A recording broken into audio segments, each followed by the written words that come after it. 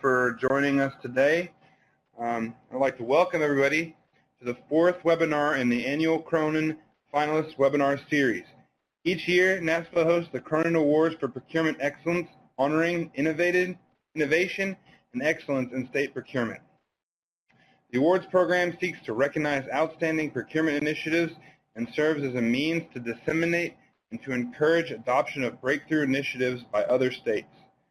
Submissions to the awards are scored based on 4 important criteria: innovation, transferability, service improvement, and cost reduction. By excelling in these key areas, Cronin awardees and finalists help create opportunities for improving the procurement function nationwide. This webinar series is an important part of sharing information and ideas for professionals across the country. And like I said, I thank you all for joining us today. There's just a couple of reminders that I have before we get things started. This webinar is being recorded and will be made available on NASPO's website and the YouTube channel in the next couple of days. Because we are recording, I have muted everyone's phone lines. We will have a question and answer time at the end of the webinar. If you have any questions that you would like to ask at this time, please unmute your phone by dialing *6, or you can type your questions into the chat box on the right part of your screen, and I will be happy to ask them for you. For those of you that would like to receive UPPCC certification credit for attending this webinar, please email me, Kevin Miner, at the conclusion, and I will be happy to send you a certificate. My email is on the screen, but again, it is kminer@naspo.org. Now I would like to introduce our speaker for today. It's Christopher Hughes, who is the Director for the Division of Purchasing in the state of Utah. He will be presenting on their Gold Award submission, ValuePoint Cloud Solutions Procurement. Chris, I'll turn it over to you. Thanks, Kevin, and thanks for everyone that's taking the time out of their busy lives to listen in today to learn more about this procurement and the process that the state of Utah went through to get this procurement. Again, our submission was entitled Utah's ValuePoint Cloud Solution Procurement, and my name's Christopher Hughes, the Director for Purchasing for the state of Utah. As we begin, I'd like to first start off, because as I was the one asked to present on this, it really was a team effort that went through this whole process. And I would be failing all of those people, and there's many more than just what I'm going to mention. But I would like to thank Dugan Petty at the beginning, Richard Pennington, Jeff Modishaw, Jennifer Saltz, Kent Beers, and Doug Richens for all the help that they provided as the state of Utah went through this procurement for cloud services.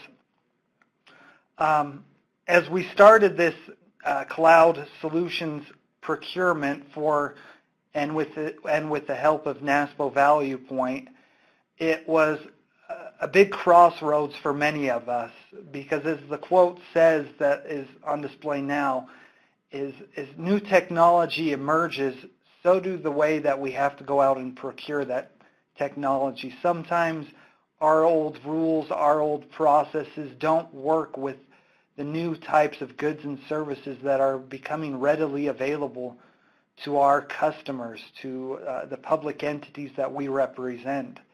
So I don't know where this quote came from, but it's something that Dugan Petty and I have used quite frequently as we've gone around to present on the cloud solutions procurement.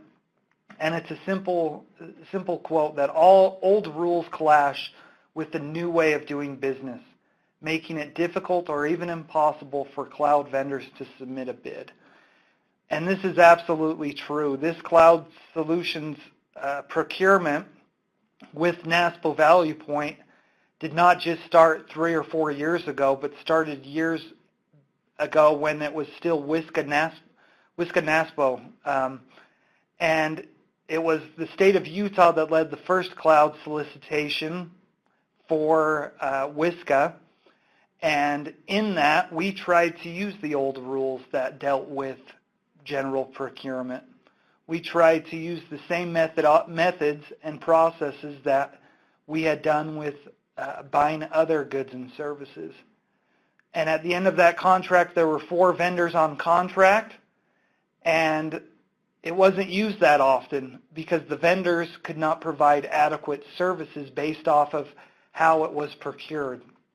And by the time that the state of Utah signed contracts with some of those vendors on the first go-around, the services had already been modified enough where they weren't falling within the scope of work that had been solicited. And it caused problems throughout for many of the states that tried to use that old cloud services contract. In fact, it caused so many problems for one of the vendors that they weren't able to provide services under it because of how inflexible it was. It did not allow for them to really get a good grasp of the terms and conditions and how those terms and conditions related to cloud services, nor did it allow them to become fluid in their product offerings, their service offerings. As I think we've all seen, technology, and especially cloud, has gone up in has advanced throughout the years.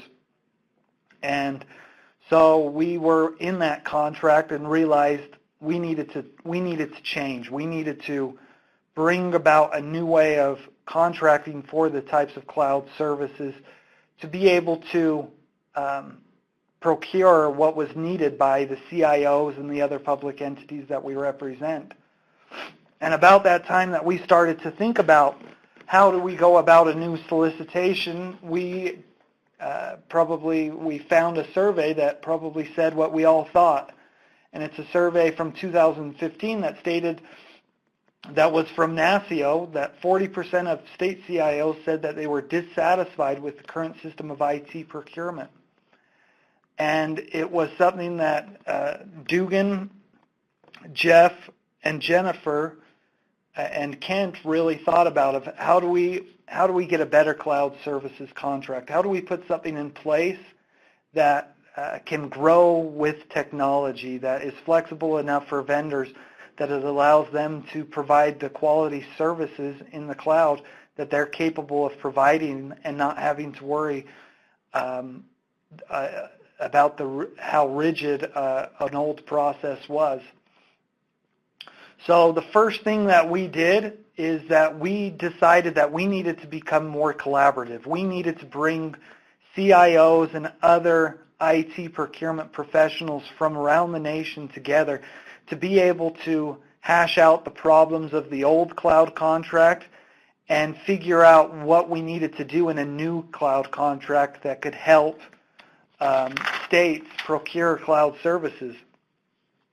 So we along with NASPO ValuePoint, the state of Utah with NASPO ValuePoint brought in a lot of CIOs and a lot of IT procurement professionals and brought them to Salt Lake City for a day session of determining how to go out and procure cloud and how to make it work this time. And it was in that session that a lot of different ideas were thrown about, ideas of what states were looking for, and not only what the state's current needs were, but where the contracts needed to go.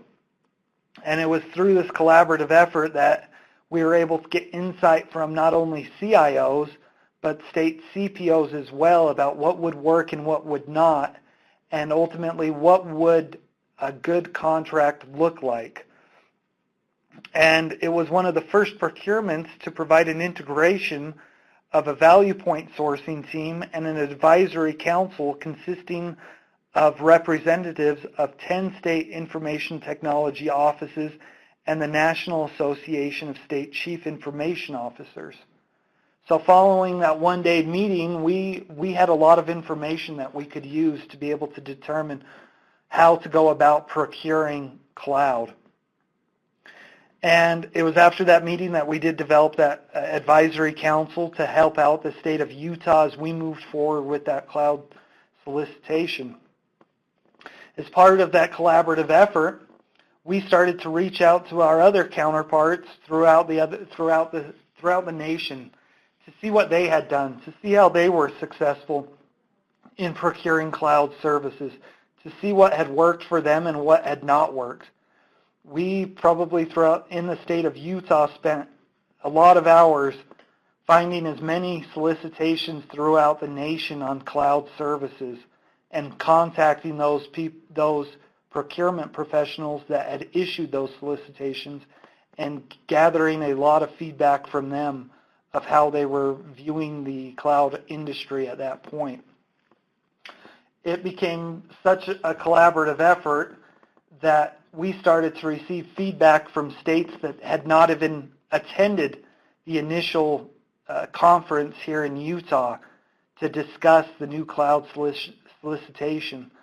As we opened up our phone lines and emails to these other states, countless people started to email us suggestions. Countless people wanted to start participating in on this cooperative contract to be able to give their input into what they were looking for. And I've put on this map some of the states that were the most vocal. I would probably state that I received contact from a vast majority of states throughout the nation. However, as I went through my emails, these were the emails that were easy for me to find and locate and identify who from what states were working with me to help develop the solicitation. Now, in the solicitation, we had a lot of turnover in the state of Utah.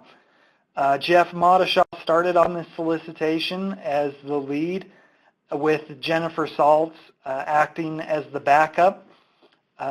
Jeff ultimately left the state of Utah Division of Purchasing to go work in another division, and Jennifer Saltz took over for a little bit until she was named as the Assistant Director for the Division of Purchasing. And then when she left, when she took that position, I took over as the lead for the state of Utah for this solicitation. But it was already through that collaborative effort that we were able to keep the momentum going and that we were able to continue moving forward and not having a break in moving forward. It was through Dugan and all of NASPO ValuePoint that we were able to continue on this collaborative effort, to continue to bring a lot of information together to see what was working in each state. Now, as many of you know, as you start to reach out to all 50 states, all 50 states have different rules, different laws as they deal with privacy, as they deal with internet security. Each one of us has unique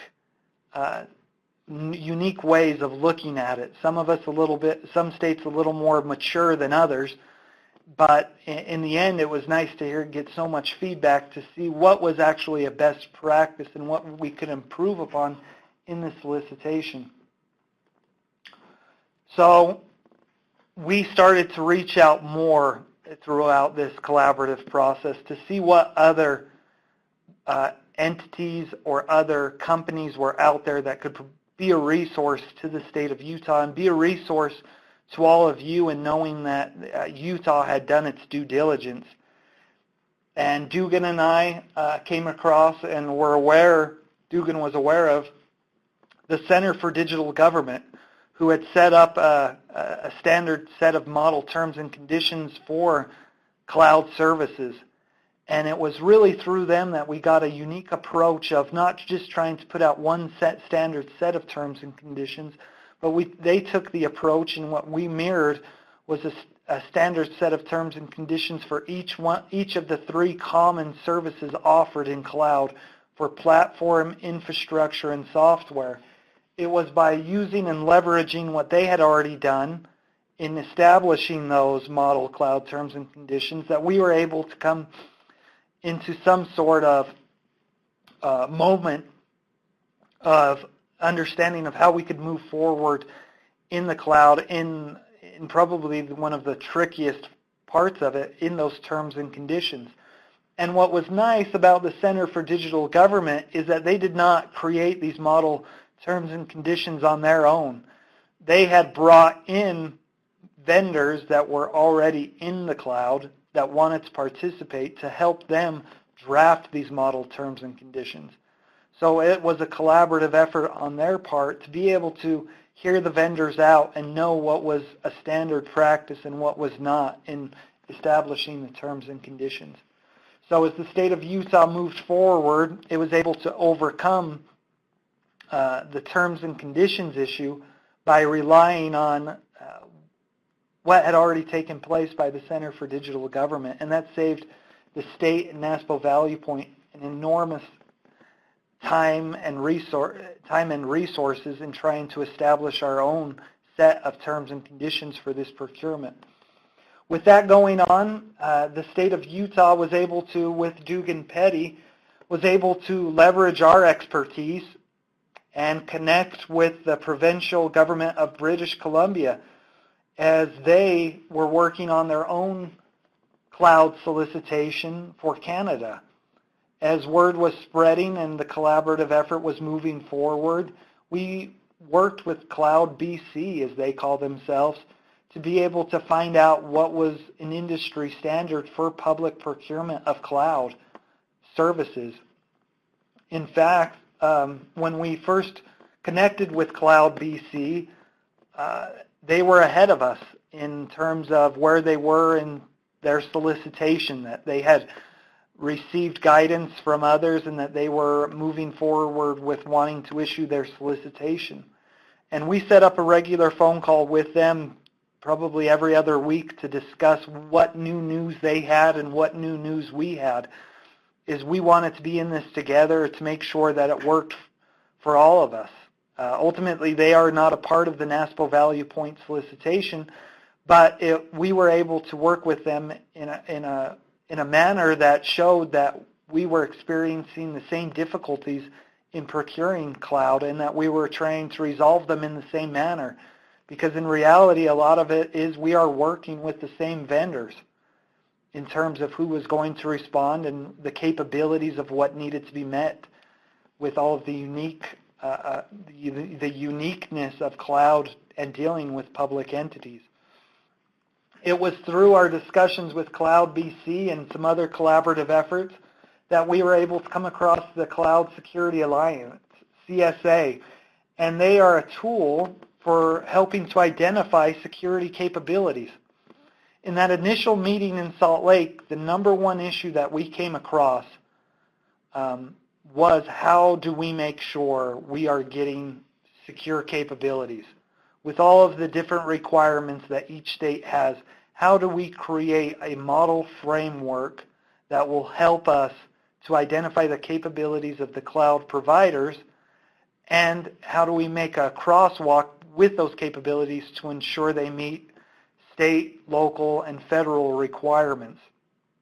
And this was a huge burden that we were looking at and really stressing over some time, because as I said, as we talked with other states, they all had each of their unique approaches of how they needed to deal with cloud and whether or not that they could even use cloud, because it's completely turning the IT industry on its head, and especially in the public sector, as we've gone from the traditional method of acquisition to a method of procuring the services of the cloud providers.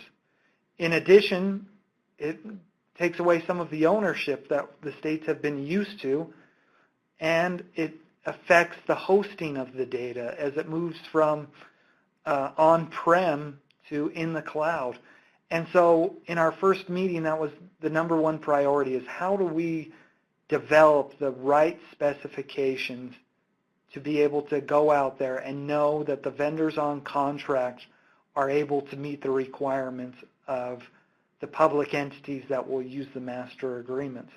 And it was ultimately through CSA that they had already developed a crosswalk. They had already developed an Excel spreadsheet that had all of the major requirements already outlined, and all of the cloud vendors, or the majority of them, had already participated in CSA in some capacity, had already filled out their questionnaire and had become certified.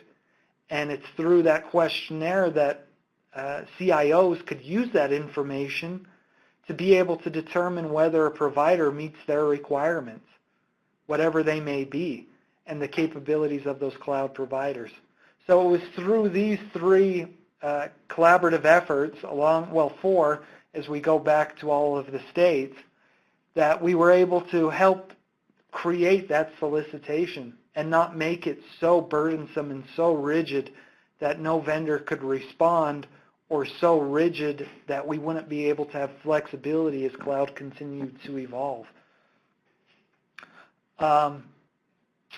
Going back to the CSA, is that they had different levels of security and data control framework, whether it was the CCM, the CAI, or the CSA STAR registry.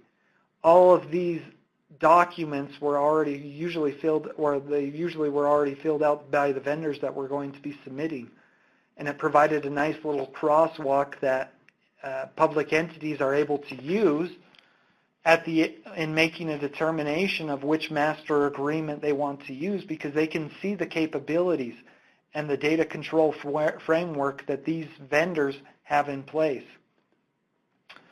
The other nice thing about what we've done here, and it was unique for Utah, is that we developed an RFP that allows for a 2-year competitive technology refresh to be able to allow for evolving technologies and allow for new vendors to hop onto these master agreements at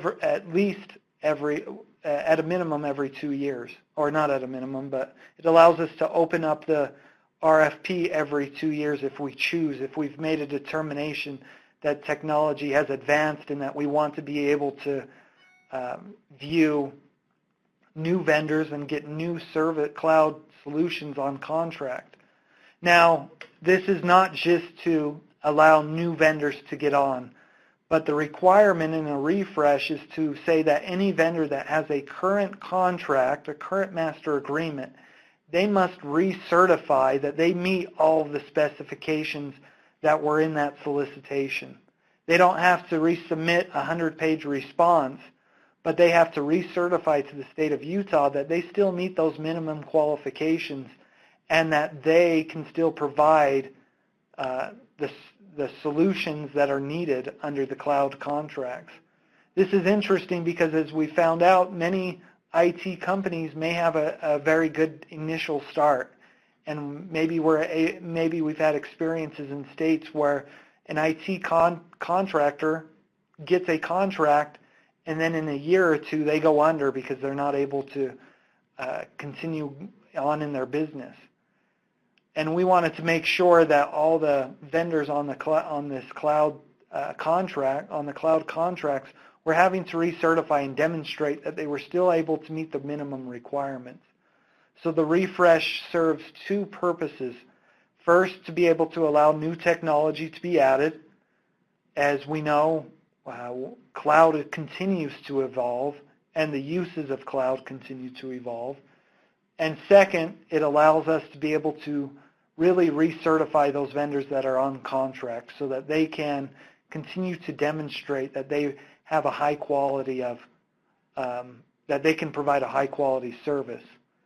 And if a requirement comes out from the federal government regarding cloud, we can make them demonstrate that they can meet that requirement, whatever it may be. And if they cannot, then they may lose their contract. But the refresh allows for both of those things to occur in order to ensure that we are providing adequate adequate controls over the vendors.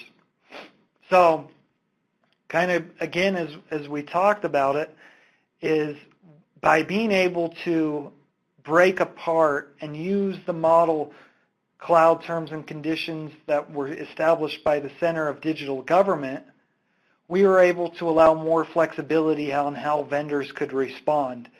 It's not all the vendors provide all three levels of, or all three services or solutions that are generally associated with the cloud. Some provide only SaaS solutions, some only provide infrastructure, some provide just platform, and some provide all three.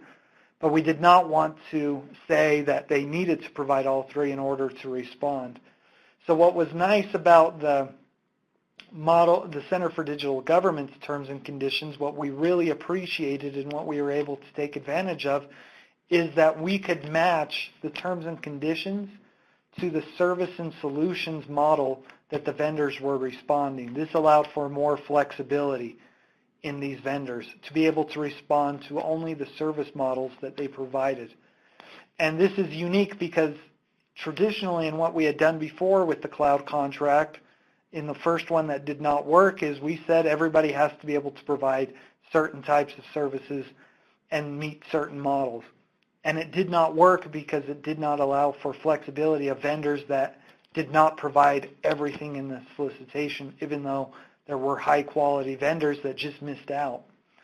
So by having a set of 3 terms and conditions, it allows for the flexibility for vendors to be able to adequately describe what they're providing and match those terms and conditions up to it. Now in the refresh, it's not just about allowing for new technology to evolve. As we know, a lot of these companies acquire one another, they develop new technologies, and a vendor that did not provide, let's say, platform as a service the first go around, they would be able to qualify for other services in the refresh in the next go around, and they would be able to provide those terms and conditions and match their service models to what's in their contract without any confusion.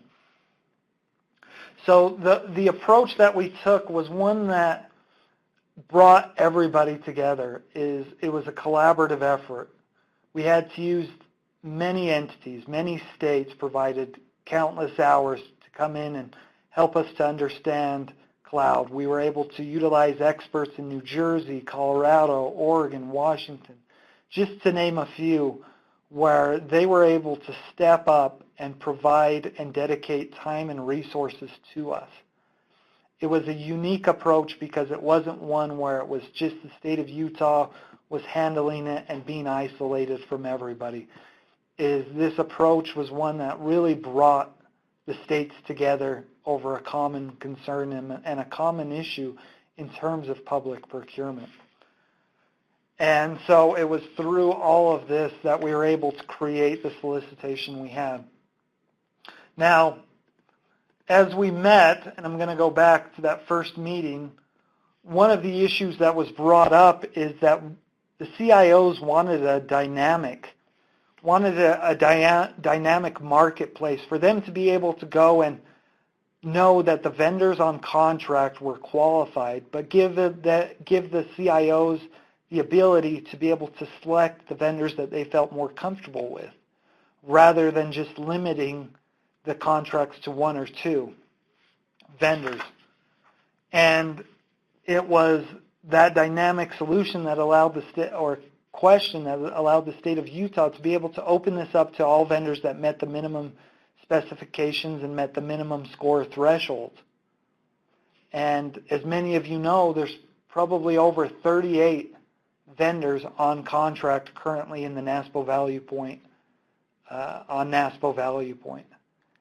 And that may seem like a lot to some of you of saying, well, why are there 38 vendors on contract? But that is because all 38 of those vendors are qualified. All 38 of those vendors are able to meet the requirements, to meet the technical criteria to allow for that dynamic marketplace.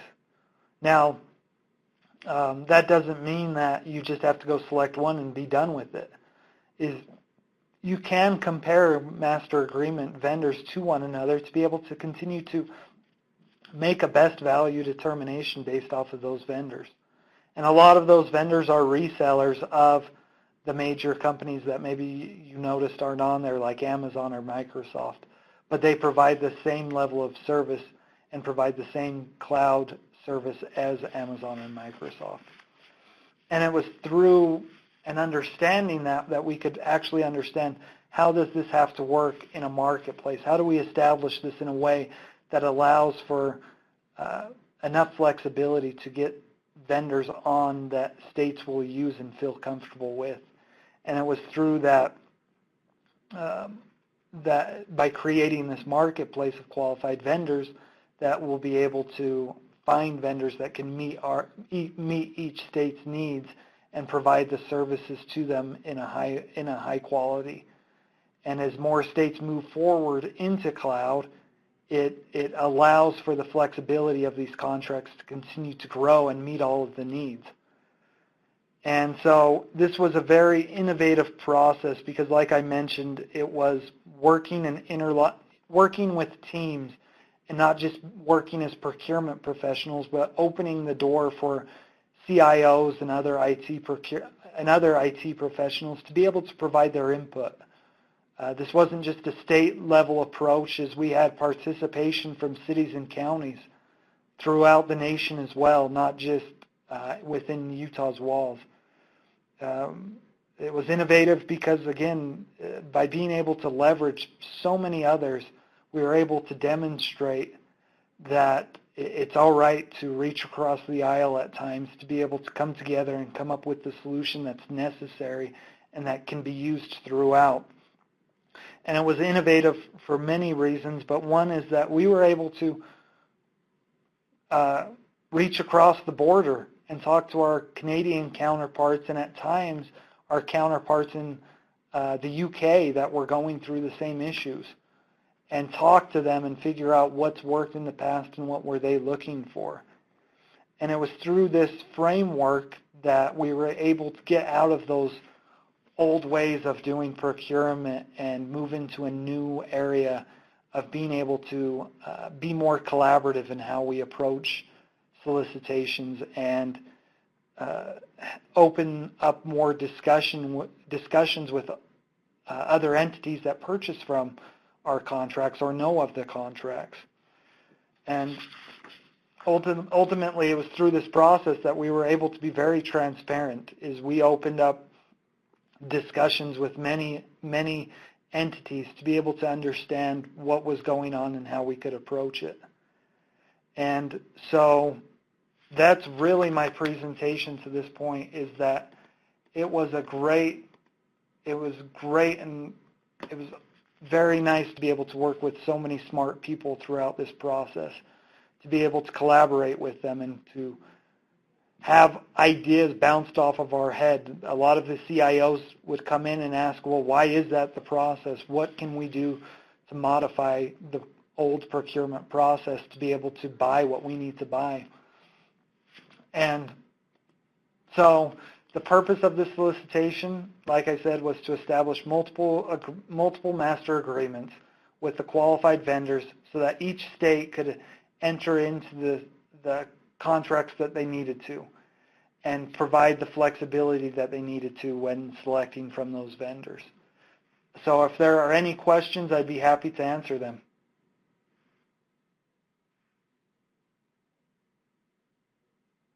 And I'll just interject, and at this time, if anybody has any questions, feel free to enter them in the chat box, and I can relay them to Chris, or he can answer them himself.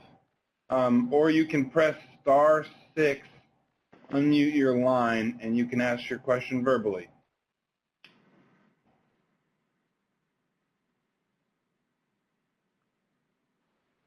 And while we're waiting for some more questions, Chris, I have one for you.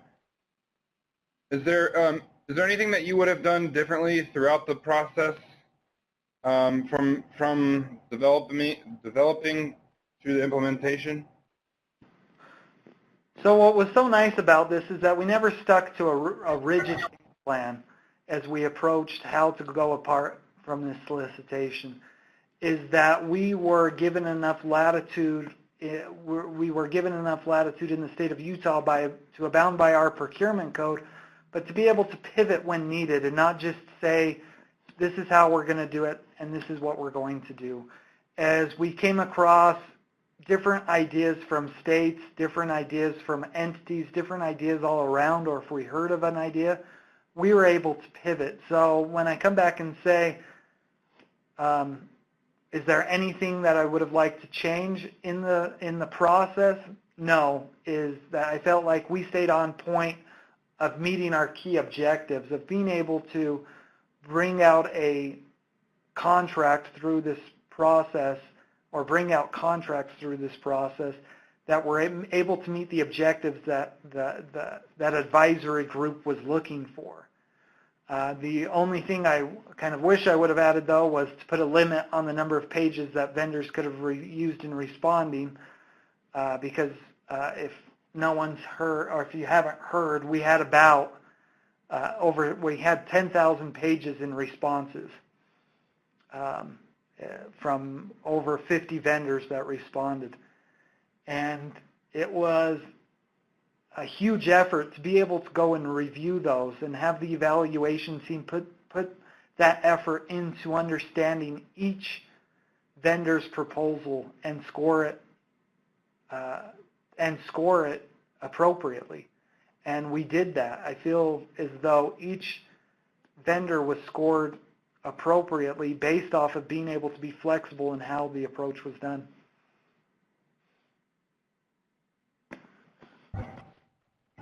Wow, that just seems like a very large responsibility.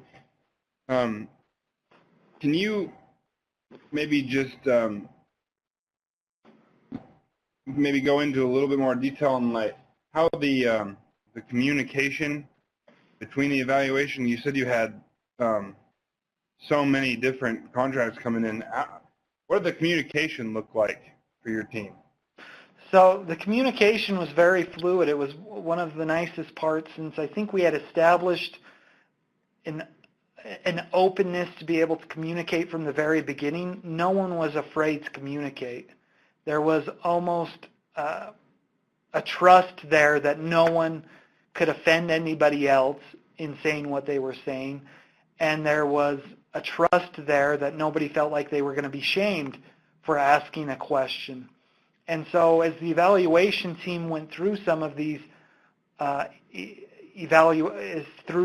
proposals, there were questions thrown out because the evaluation team didn't quite understand how a vendor was responding, and we were able to use experts from other states under the Utah Procurement Code that evaluators are able to ask questions to other experts. And so we had a team of 7 evaluators, but in total we probably used over 20 or 30 people to help answer questions for those evaluators.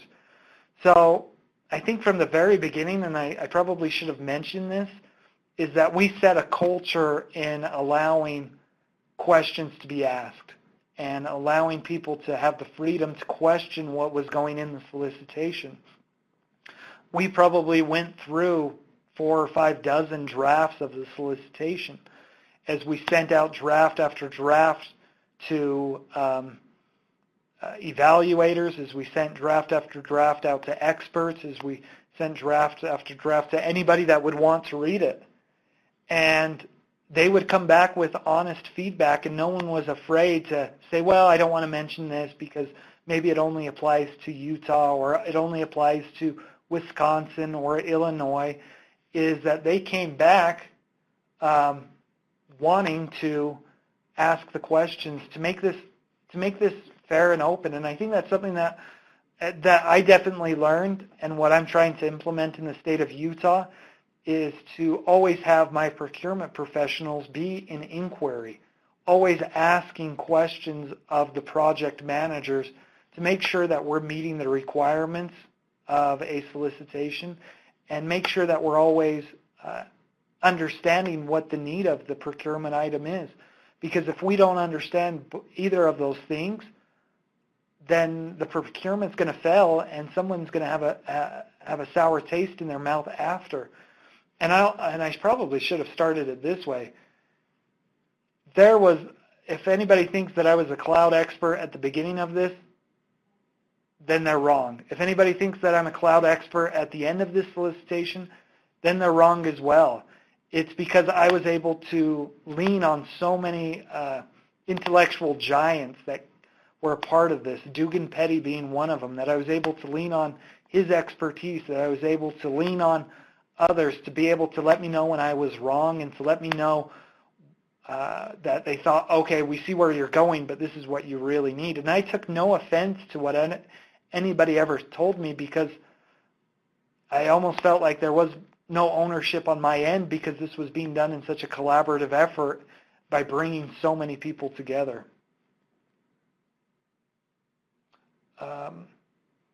So I see the question from James Norris. Are there any lessons learned from this massive undertaking that you took away from this experience that could potentially apply to other procurements? Yeah, there's a lot of them. The first one being that communication. Make sure, as I took this on, it was one of my first procurements that I ever ran for the state of Utah. Kind of to say that out loud, I was always kind of the legal person within the division of purchasing, but on this one I was able to lead a procurement. And I looked at myself not as a procurement professional, but as a project manager, of being able to facilitate discussion.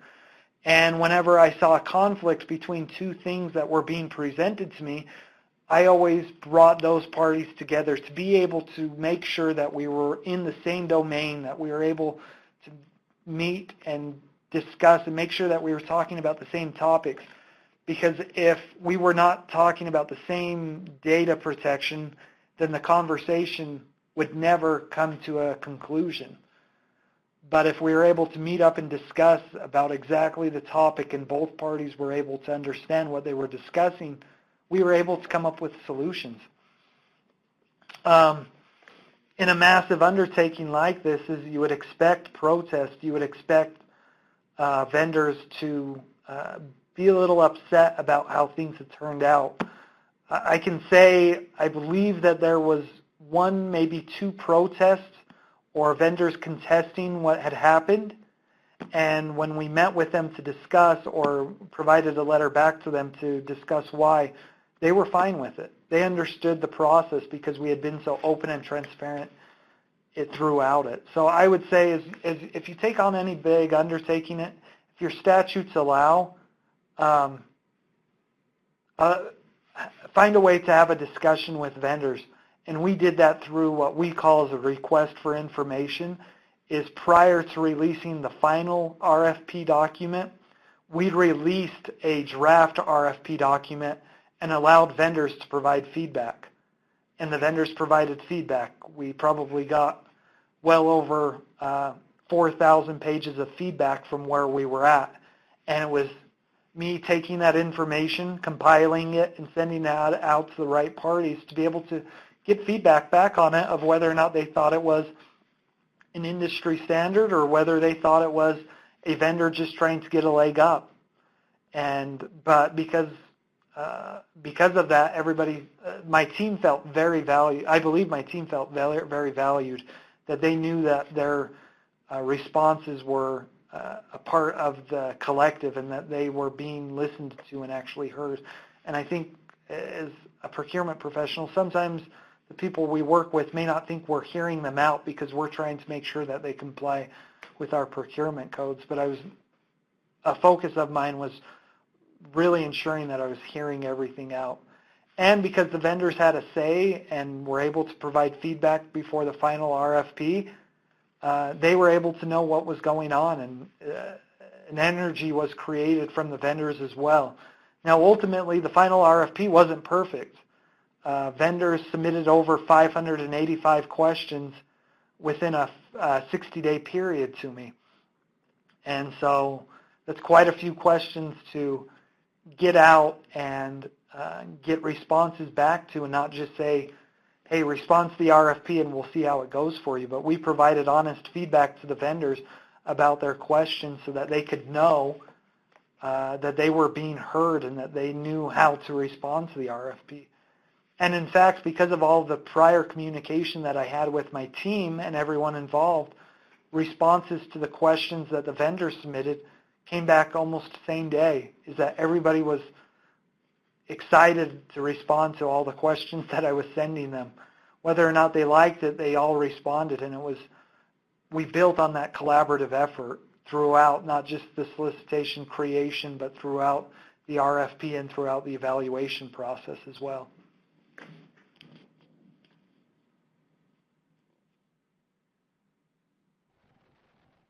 Awesome. Yeah, actually, you mentioned how the vendor community responded. Can you elaborate just a little bit more on how they responded to this project? You know what, and thanks for bringing that up because I had some more points to discuss on that. By bringing that RFI draft to light, I didn't get any calls from vendors wanting to get a leg up on, hey, what's going on, where are you at with this? They were very respectful of the whole process, is that they understood and were provided good insight, and that they felt, I know I got feedback that the vendors really appreciated being able to provide their feedback as well, because they're a part of this. No matter what procurement we put out, whether it's for cloud solicitations or fish finders, the vendor community is a part of what we do, and we have to make sure that they're in alignment of what we're doing, or no party's ever going to be happy. And so as the vendors provided feedback through that RFI response, we could show to them, and they could see that in the final RFP, that we had taken into consideration a lot of what they requested. And I think it went a long way for the vendors to know that we're in this, we're trying to figure this out together. Because I know, as I've spoken with vendors about cloud, is it's difficult to work with the public entity because of that's the way it's always been done mentality before, is that they're trying to get into an industry, they're trying to get into public entities to help improve what we do, and sometimes that can be difficult. But they were grateful that we were willing to listen and understand what they provided.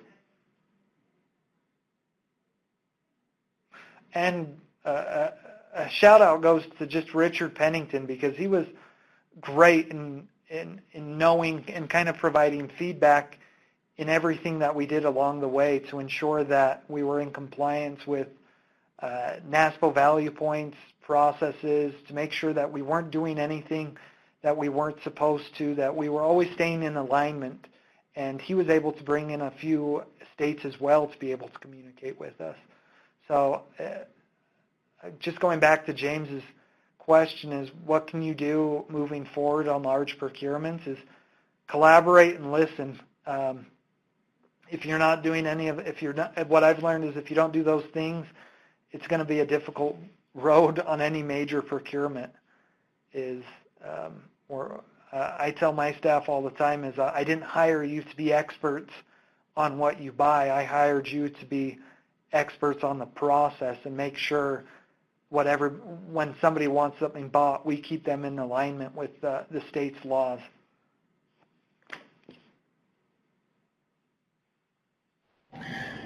Well, and you know what's so interesting to me is you keep going back to this communication and implementing teams both internally and externally, this culture of communication and it being okay to ask questions and no one being afraid to ask questions. Was that difficult? Was that a difficult thing to implement?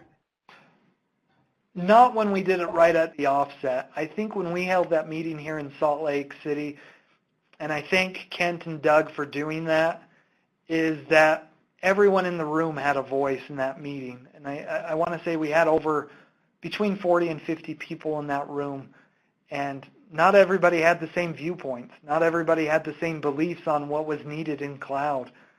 Not everybody believed that it could be done in terms of getting something out that could help all states participate.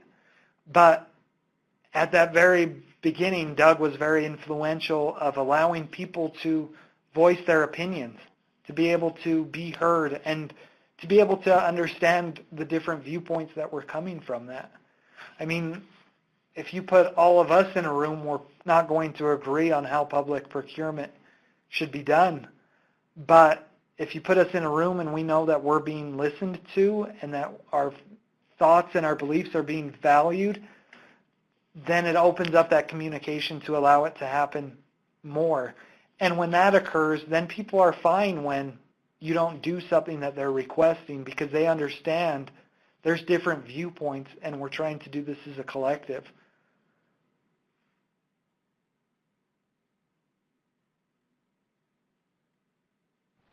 Excellent. Does anybody else have any more questions for Chris?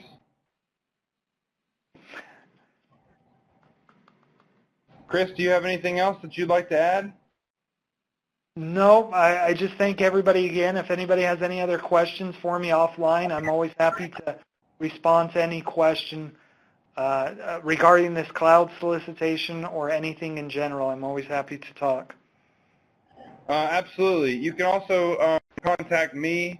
My name, again, is Kevin Miner at kminer@naspo.org, and I'm happy to connect you with Chris. I want to thank everybody for joining us today, and I definitely want to thank Chris. Thank you so much. That was an excellent presentation. For everyone that attended, remember my email address is kminer@naspo.org. If you want to receive certification credit for attending today's webinar, and I will be posting this recording, this webinar, on NASPO's YouTube channel in the next couple of days, and I'm happy to share it with you so that you can share it with your colleagues or anyone that was not able to attend. And again, if you have any questions, please feel free to reach out to me directly. Hey, Kevin, before we end, I see that I have some of my evaluators on the phone call, and they were absolutely brilliant. It was amazing how we were able to get so many brilliant people to be evaluators on this team. So I appreciate every state that helped in some capacity, but it wasn't as though you were just sending an evaluator to say you sent someone. It was, I feel like we got the best and the brightest from states, so it was great. If every procurement was this easy, people would be happy with public procurement. Awesome. I think that is a wonderful note to end on. So thank you again, Chris, very much, and thanks everybody for attending today. Thank you.